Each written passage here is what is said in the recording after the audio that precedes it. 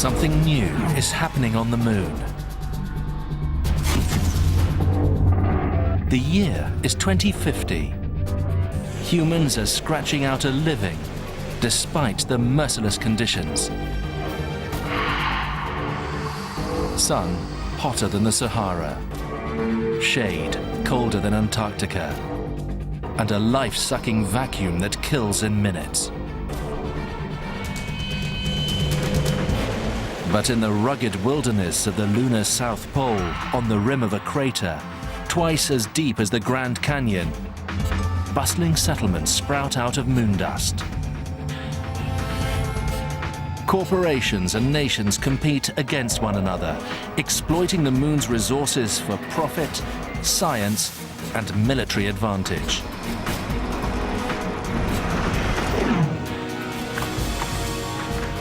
This is not science fiction, because people are already making it real.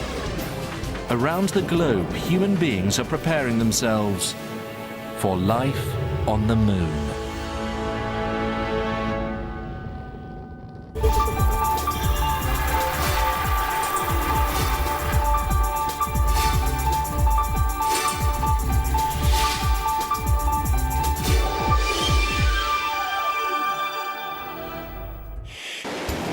Please make sure all shoulder harnesses are securely fastened.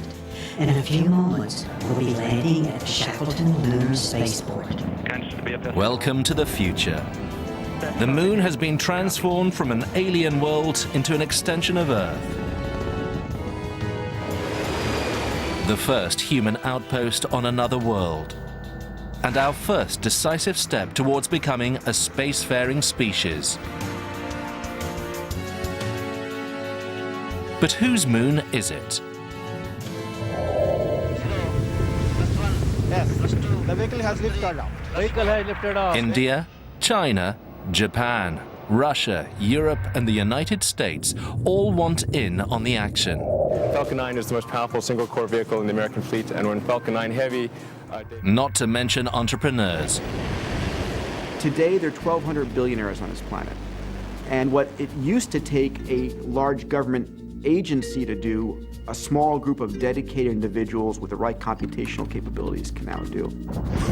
Private or government, foreign or American, to get to the moon this century, everyone must overcome the same set of hurdles. Because there will be nothing on the moon until humans put it there. No shelter, no transportation, no food and water, no electricity, no spacesuits, no landers, nothing. Every person, habitat, vehicle, nut, bolt, and scrap of food must be lifted off the Earth and transported 400,000 kilometers through space. Step one for getting back to the moon is the most difficult. Getting this unprecedented load out of Earth's gravity. Escaping Earth's gravity is kind of like climbing out of a well. And you start out at the bottom of the well. And it's going to be a lot of work to climb your way out. NASA calls its new moon program Constellation. Plans call for not one rocket, but two. People will travel on a small rocket called Ares-1. Everything else needed for lunar settlement will be transported on a larger rocket, Ares-5. This monster will stand nearly 120 meters tall, the largest rocket ever built. Go. Together, these two rockets will be able to lift twice as much as the giant Saturn V rocket of the 1960s. 15 seconds. Guidance is internal. 12, 11, 10. 40 years ago, during the Apollo program, it carried astronauts and all their equipment to the moon. But the new Ares-5 will carry 10% more. Instead of having a maximum payload of about 48 metric tons that the Saturn could deliver, you can probably get that up to about 54 metric tons, which means that you can have a larger landing vehicle, you can take 4 crew instead of 2.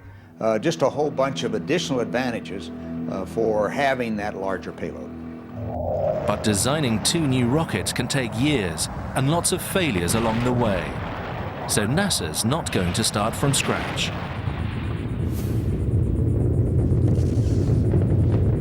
What we've come up with is actually to use heritage systems off the shuttle and Apollo, which, number one, gives us a lot of reliability data. We have a lot of experience with flying those, so our likelihood of failure goes way down. The first stage of the crew vehicle, Ares-1, is a solid rocket booster. It's the same one used on the space shuttle, but extended for more power. The second stage has an updated version of the 1960s Apollo engine. The heavy lifter, Ares-5, will be powered by 2 of the same larger shuttle boosters and a cluster of 5 main engines derived from the ones used on another large rocket, the Delta IV. NASA engineers have spent 50 years making their launch system safer and more reliable. But tragic accidents happen. Engines beginning throttling down now.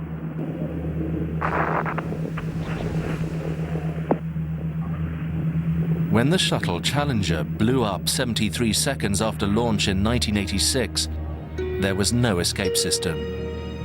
No way for the astronauts to survive. That's a design decision NASA's determined not to repeat. The new crew capsule, called Orion, looks a lot like the old Apollo, only larger. And like Apollo, it will have a way to save the crew from disaster. On Orion, we actually have a launch escape system, launch abort system, that allows us to abort at any phase during the launch. The launch abort system is another small rocket mounted on top of Orion. If something goes wrong during launch, the abort system's powerful engine can fire instantly, pulling the capsule and astronauts clear at 1,000 kilometers per hour. For several seconds, they must endure the sort of high G-forces normally experienced by fighter pilots before parachutes open, returning them and their capsule to Earth. As of today, NASA's aiming to have Constellation's lunar program designed, built, tested, and ready to launch in 10 years. Final launch readiness poll, VM. VM is go. PLC. It's the year 2020. At the Kennedy Space Center, the Orion capsule and its crew of 4 are just seconds away from heading back to the moon. Ignition, we have liftoff. Once off the launch pad, Ares-1's first stage solid rocket burns for just over 2 minutes, pushing the Orion crew capsule through the air at over 6,800 kilometers an hour, more than 5 times the speed of sound. We're coming up on stage 1 separation event. The spent first stage then separates, and the second stage fires, carrying the spacecraft to an altitude of 134 kilometers above the Earth. We have confirmed bearing separation. No longer needed, the launch abort system is jettisoned. Orion's service module engine takes it into low Earth orbit, 320 kilometers above the planet. Systems are nominal. Orion then unfolds the solar panels that will supply power. The first step of the new lunar mission is almost complete. The people have left the Earth. Now they need their equipment. Ares-5 blasts off next, carrying everything the crew will need for step 2, getting to the moon. Copy, Vince. But to do that, the 2 rockets must first execute a critical and dangerous maneuver, rendezvous. Locked on good data. All vents open. Copy, Vince. It's 2020. Human beings are heading back to the moon. The Orion crew capsule draws ever nearer to the giant Ares-5 cargo ship. Finally, the 2 vehicles dock safely. Now it's time for step 2 to begin. The engine on Ares 5 burns once more, pushing the crew up to 39,000 kilometers an hour. Enough to slingshot them out of Earth's orbit and onto the moon. 4 days from now, they'll look down on a surface area as vast as Africa. So, where should they land? The Apollo missions went to the equatorial and lower latitudes because those were very accessible from Earth. The lower latitudes are easier to get to from a rocket point of view. Blocky rim crater. The moon's equator is also flat and relatively boulder-free. Oh, this is going to be some kind of different ride. And since no Apollo crew spent more than 3 days on the moon, having enough light was never a problem either. They landed in the lunar morning, and a lunar day lasts for 2 weeks. The problem is the lunar night, which also lasts for 2 weeks.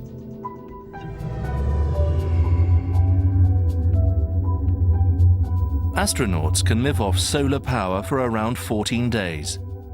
But then, they'd have to find a way to survive 14 days in darkness. And it's not just dark. It's cold.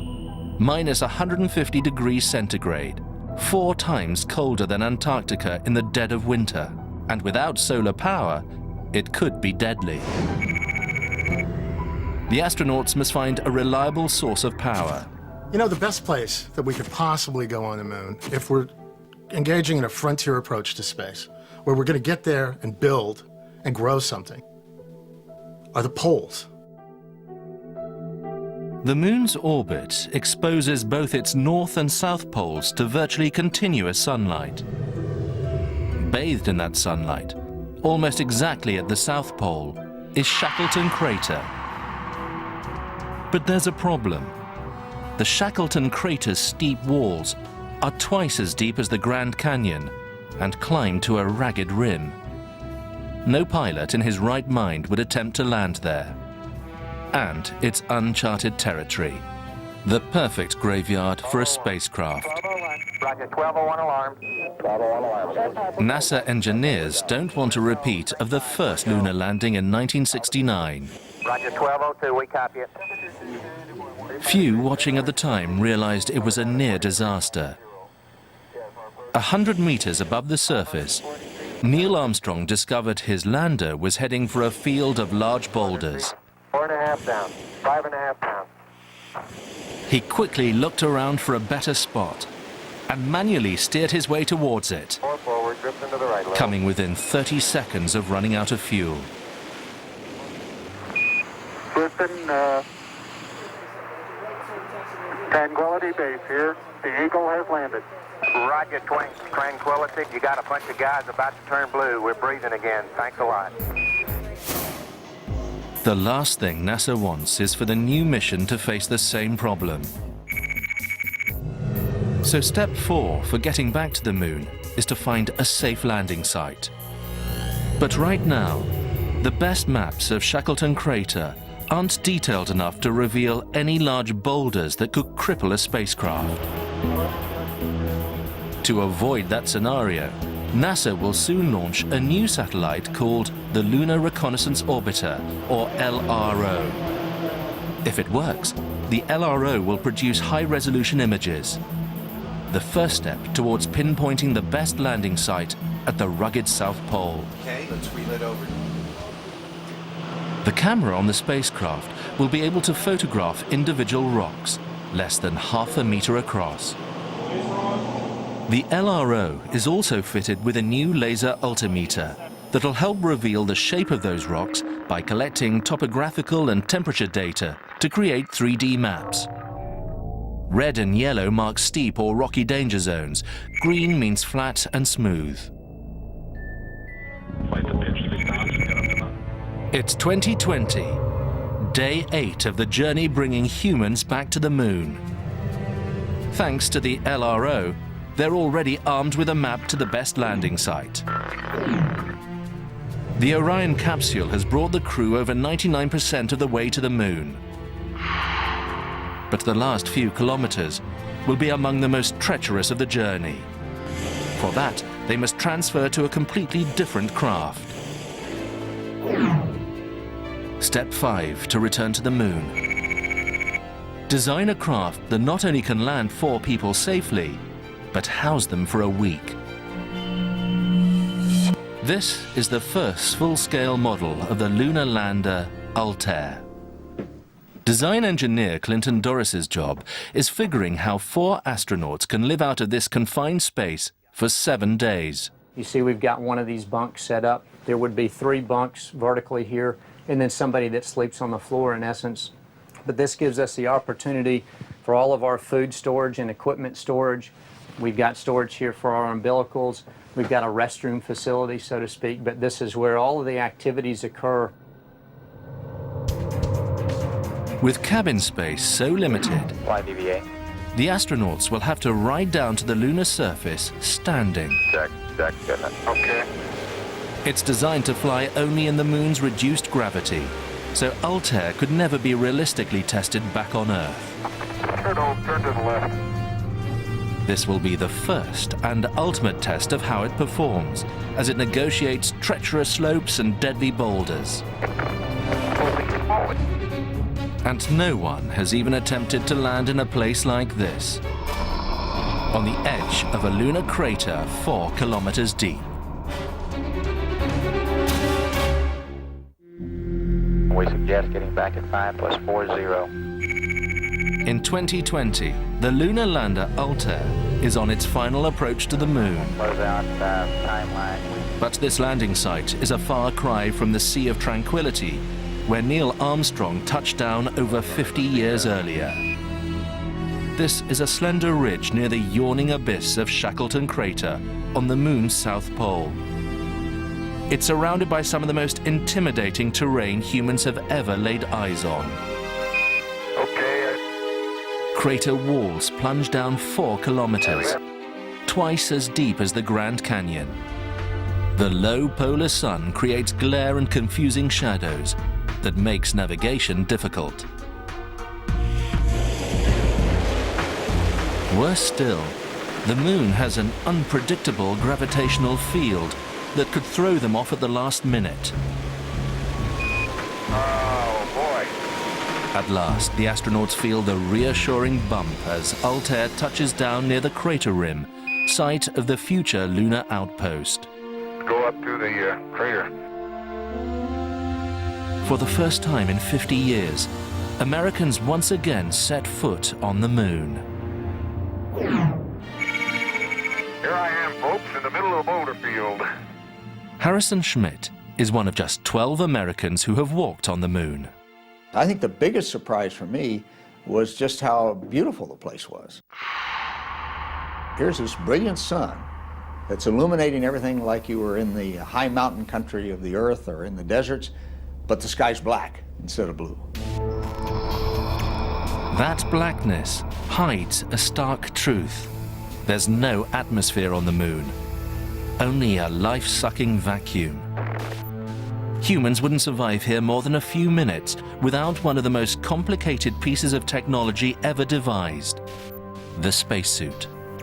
Bob, what do you think? Can I read a gravimeter? Nothing less than a wearable miniature spaceship, the suit must deliver air to breathe, warmth in the shade, and cooling in the sun. Make sure it's completely off. Should not be in. The Apollo suits of the 1960s were rigid, bulky, and only good for a few days. So, step 6 of the new mission is to devise a spacesuit that can last for several months and is easier and more flexible to move in. That's a unique challenge because it's like inflating your tire. The more air you add into the spacesuit, the much more stiff it becomes and much more difficult it is to move. So that's definitely a design challenge that we have to overcome. Even the gloves are inflated with air, making it hard to bend your fingers. Oh, man. You're talking about very stiff, unforgiving gloves. And not only do they wear your forearm muscles out very quickly, but it can also cause trauma in various parts of the hand. And we have to do much better with the next generation of spacesuits. And figure out a better way to put them on. Unlike Apollo, the next generation of astronauts going to the moon will be able to slip easily into the back of their spacesuits. This will cut prep time for a spacewalk from several hours to just 30 minutes.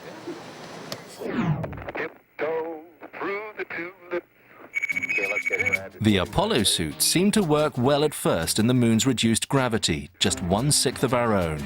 I'm getting it right now. I won't. But they turned out to be top-heavy. What our data is suggesting now is that we definitely want to get a center of gravity that's close to our own. A punctured suit could have been lethal. Luckily, it didn't happen. The guys were falling down a lot, actually. We analyzed the videotapes, and 2 to 3% of the time they were either falling down or getting back up. But the falls caused another problem. And so their suits got very dusty and dirty, and then they didn't have an airlock, so they had to climb back into the lander, and they got all that dust all over the lander. Moon dust is deceptive. It preserves a footprint like fine powder. But under the microscope, you can see it's made of particles as jagged as glass.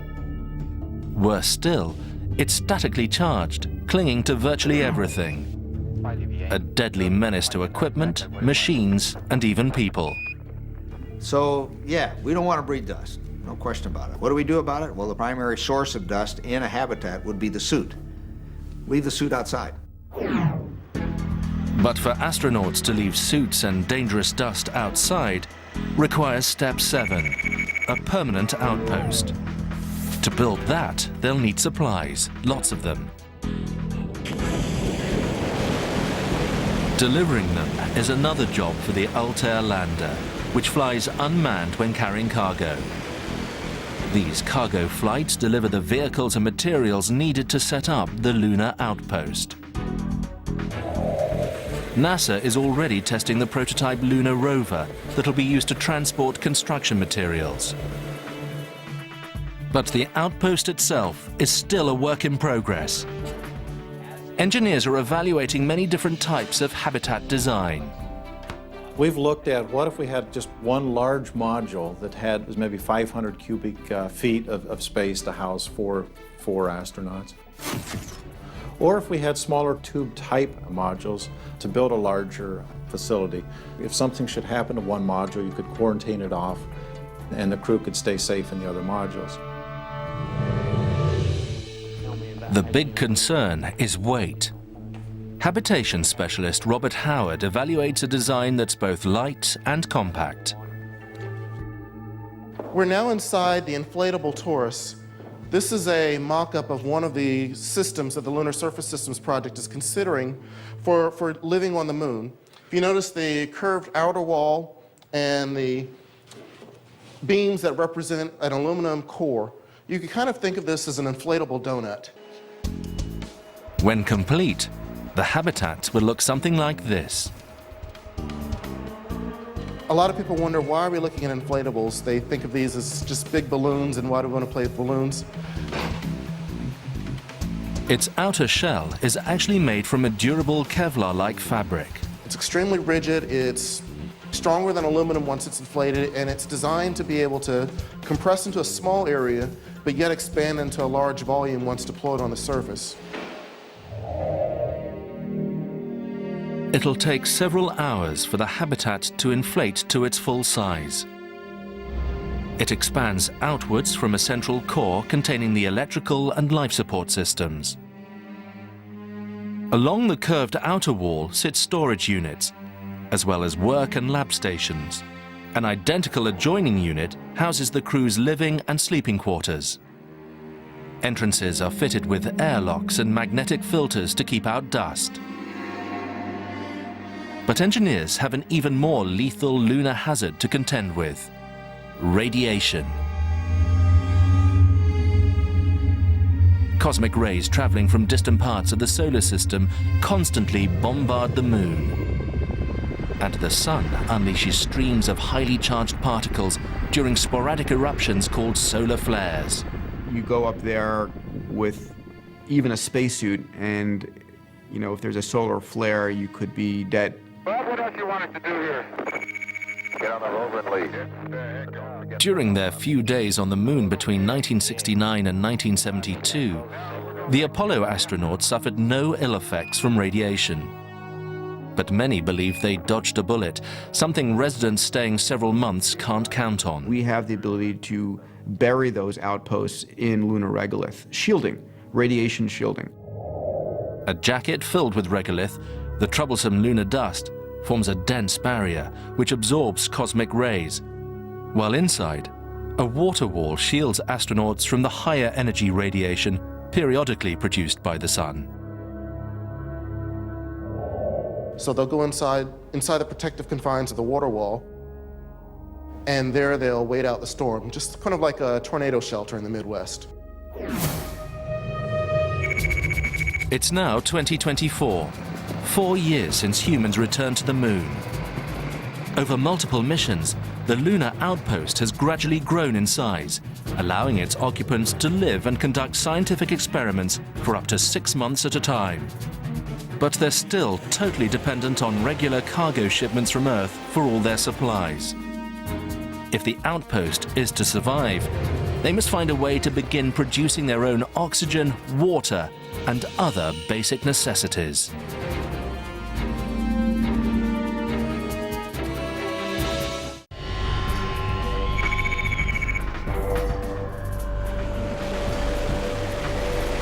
Flying all the basic necessities to the lunar outpost every few months is simply too costly. So humans must take another approach. It's very important that when we return to the moon, that we do it with a mindset that is based on a frontier approach, a mindset that says, what can I do with the resources and materials that are here so that I don't have to bring them all the way from the Earth? So, step 8 for the moon dwellers is to find those resources locally. Surprisingly, one place may be right underfoot. By golly, your geology training did come in handy. The only geologist ever to wield his hammer on the moon is Harrison Schmitt. You learn where to hit rock. That's it. He and other scientists recognize that the same dust or regolith that poses such a threat to astronaut health and equipment also contains a treasure trove of valuable minerals. Copy that. If you heat that regolith to, say, 700 degrees centigrade, some of it will react with the oxygen in the minerals of the regolith and the glass of the regolith and come off as water. An intense effort is now underway to learn how to extract these riches within the lunar regolith. Back on Earth, a NASA team is experimenting with a new process on the slopes of Mauna Kea, a volcano in Hawaii. We found that the soil at that site is relatively close to the chemistry of the soil of the regolith on the moon. They're working to produce not just water, but oxygen. This dust, which will be several inches thick on top of material like this on the lunar surface, is the product we are mining in the beginning of our process for utilizing resources on the moon. They test out an experimental vehicle designed to turn pulverized rock into oxygen, hence its name, Roxygen. So what we're doing in Hawaii, we have a rover that scoops up some of the soil, dumps it into a hopper. Inside the vehicle, the soil is heated to a temperature of 900 degrees centigrade. The metal oxide in the soil reacts to give off water vapor. Within this water vapor is the crucial element, oxygen. When fully developed, the Roxygen system will consist of an autonomous rover fitted with a scoop. The rover will transport the lunar dirt to a conversion plant, where the water produced is separated into hydrogen and oxygen. So the resources for humanity's expansion, once we get up there irreversibly, will come from this lunar hardware shop. But those critical resources are found only in small quantities out on the exposed slopes. Scientists believe more abundant reserves may lie in the South Pole's deep, dark craters. They're cold traps. They're permanently shadowed areas that trap things like water ice. It might have come from comets that impacted the moon. Since 4 liters of water costs $80,000 to launch into space, finding large quantities on the moon would be a huge bonus. If you think about where are the equivalent of the Saudi oil fields in our universe, if there is frozen water on the South Pole of the moon, that's it. But tapping into this resource won't be easy. It'll require step 9 of the lunar mission. Developing a vehicle that can cover long distances and descend crater walls deeper than the Grand Canyon. It's really rolling hills, Joe. The longest distance that they could travel from their lander was about 10 kilometers. And when we have the outpost, we need to be able to explore longer than just 10 kilometers. So we're working on a pressurized rover concept that will allow the astronauts and the crew to really traverse 100 kilometers, 200 kilometers. And 2 sample bags, that would be ideal. But operating in remote areas of the moon will be risky. Get far enough away from home, and getting stuck or breaking down could prove fatal. In the rugged terrain of the Arizona desert, astronauts test whether the rover can get out of tough situations. Each wheel can turn on its own. It's really a safety function, because if they get into an area that they just can't back out of, the rover can walk sideways, backwards with a 0-degree turning radius.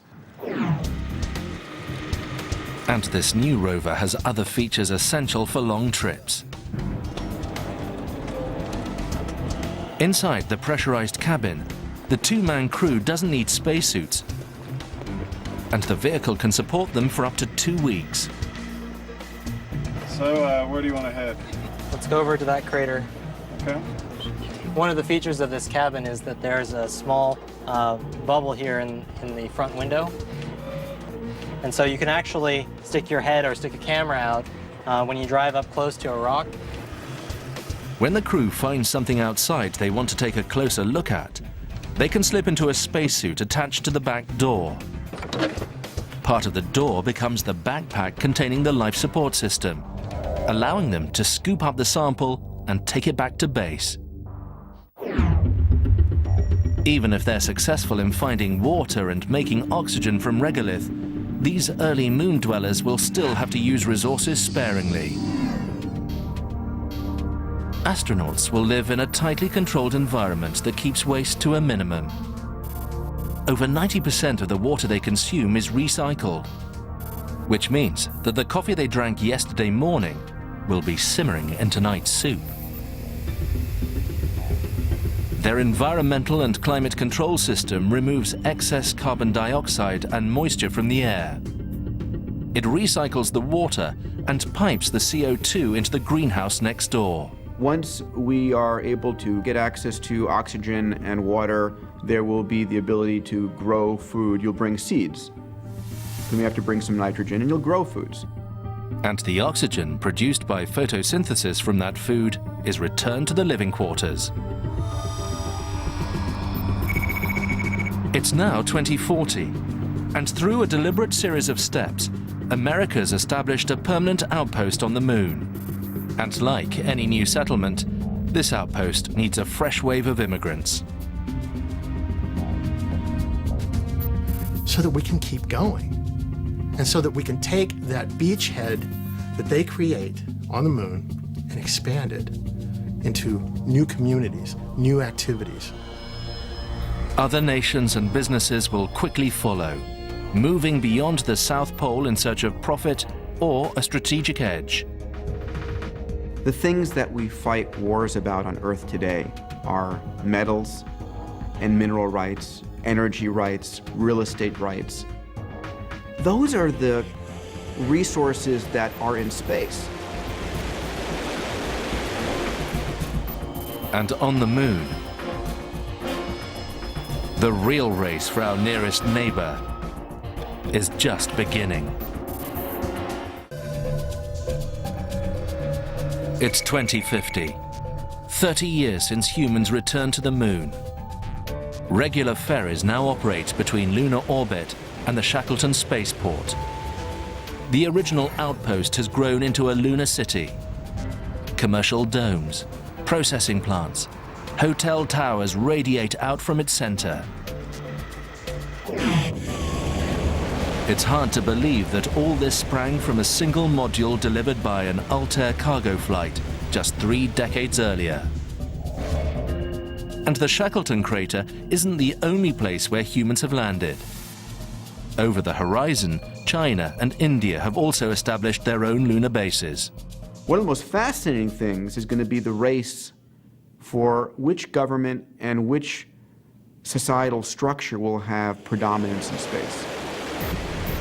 Thoughts like these may have spurred today's travelers.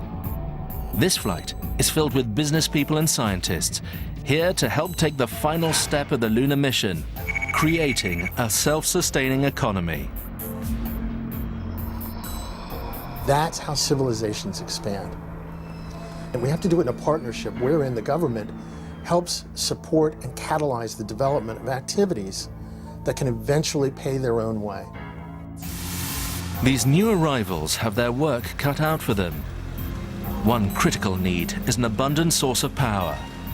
Without it, a self-sustaining economy will be impossible. The RGA is on? Yeah. Good. At the University of Houston's Nanotechnology Lab, Alex Freundlich has an idea for turning one of the moon's greatest threats, its lack of an atmosphere, into an advantage. Can you press that up? Press it down? Yeah. His team develops highly efficient solar cells which generate electricity from sunlight. You got it? Yeah. Here on Earth, these cells can only be produced in a vacuum created by constant pumping. But space presents other opportunities. Now, all this machinery is utilized to create a vacuum of the size of probably a few inches in diameter. Whereas on the moon, I mean, we have that on hundreds of thousands of kilometers, naturally made. Experiments in this miniature moon vacuum reveal something else. The lunar regolith, or layer of moon dust spread over those thousands of kilometers, contains all the raw materials to make solar cells. It just needs to be collected and processed. So Freundlich's team has designed a robot. Using solar power, it first melts silica in the lunar surface to create a layer of glass. It then lays down a grid of solar cells on top of the glass. Putting multiple robots to work can transform thousands of hectares of the lunar surface into vast solar farms. Because in many places it's always sunny, they can provide enough power not just for the moon, but for the Earth as well. David Criswell, also with the University of Houston, has an ambitious solar energy plan. Export that surplus power from the moon back to Earth. Basis to deliver commercial power back to Earth would be about 30 to 100 kilometers across. And they would be located on the two edges of the moon, so over the course of a lunar cycle, one or the other would be illuminated. So it's the perfect place, in fact the only place that we can cost-effectively gather enough solar power to run our planet. These vast solar arrays convert the electricity into microwaves and then beam them to terrestrial receivers. They won't turn a passing aeroplane into a microwave oven. Its metal skin shields the passengers. And over 80% of these microwaves can be converted back into electricity, making them highly efficient. Another proposal for supplying the Earth with lunar energy suggests using the lunar surface in a different way, mining it for a rare form of gas, helium-3. Once you have lunar settlements in place, more than likely their primary source of export income will be by sending helium-3 back to Earth for use in fusion power electric plants.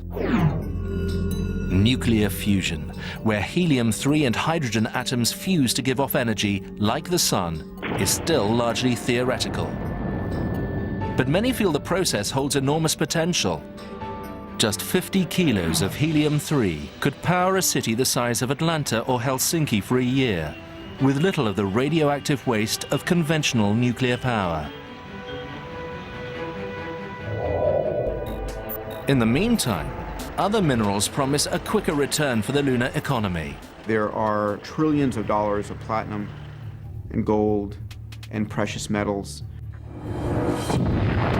from asteroids that have impacted the moon over the last 4.5 billion years. If that's true, robot miners can plow up these valuable minerals without risk. The dead rock of the moon supports none of the Earth's fragile ecosystems. Just over the horizon from the lunar city lies the moon's far side, which always faces away from Earth. It's a place scientists can't wait to get to, not for development, but for studying the rest of the solar system. The backside of the moon is the quietest place for radio astronomy to be found in the solar system. We can't get that kind of quiet on the surface of the Earth with all the radio noise that we have around. Here, a giant radio telescope can peer into the remotest corners of space, searching for clues to how the galaxies and the early universe formed. This thirst for knowledge drives humans, but so does our desire for fun. By the middle of the 21st century, the lunar economy caters to a growing stream of tourists, ordinary people willing to pay a premium for the first true off-world adventure. Why not wake up in your bed feeling 6 times lighter than you do on the Earth, roll over and look out the window at that beautiful little blue-green orb and go down to the rec field. That rec field and resort are housed in a giant dome. Just imagine a pole vault in 1/6 gravity, or a high dive 6 times higher than the highest high dive on Earth, and what could happen before they hit the water. But what's really interesting is you can strap on a pair of wings, flap your arms, and fly. The oldest dream of humanity realized. And old dreams inspire new ones. There is a solar system out there, waiting for human beings to enter it and to figure out how to use it to our benefit if we can, and I'm convinced that we can. Throughout history, the moon has mesmerized humankind with its silvery mystery. It's an alien world, and yet it's close enough that we can discern its individual features and feel its tidal pull on our oceans. Whoever builds the rockets, the vehicles, and the systems that take humans back to the moon, whether it's NASA, China, or private industry, the venture will usher in a new era.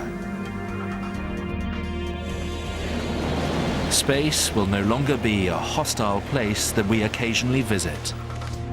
We're going to be seeing ourselves not as just one world, the Earth, but the Earth and Moon together as a system. And between, we'll have orbiting hotels and facilities. We'll have cycling ships that just do figure eights between the Earth and the Moon permanently. The moon may soon become a testing ground where we hone exploration skills, develop the technology to harvest resources on more distant planets, and begin mapping out our future as a spacefaring species. By going back to the moon, we prepare ourselves for more ambitious journeys. Journeys that may ultimately take us to Mars and beyond.